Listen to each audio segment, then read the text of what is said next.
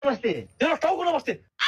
आज त तँलाई म भन्दा तैँले के गर्ने त्यसलाई? म यसको 206 वटा हड्डी बाँधिदिन्छु दाइ। म यसको टाउको फुटाइदिन्छु, कान निमोडिदिन्छु म यसको, म यसको नाक फुटाइदिन्छु दाइ। अनि म चाहिँ उहाँले त हाम्रो सक्नुहुन्न ल, सराबी हुन्छ भनिदिनु, सराबी हुन्छ भनिदिनु।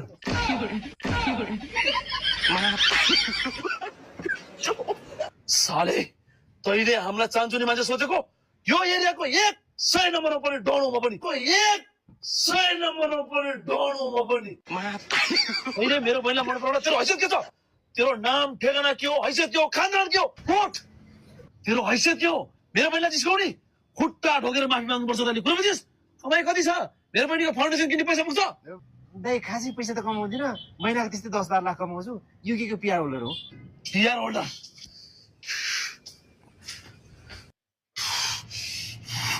खुट्टा ढोक, आजदेखि म तेरो बुढा हो। खुट्टा ढोक, आजदेखि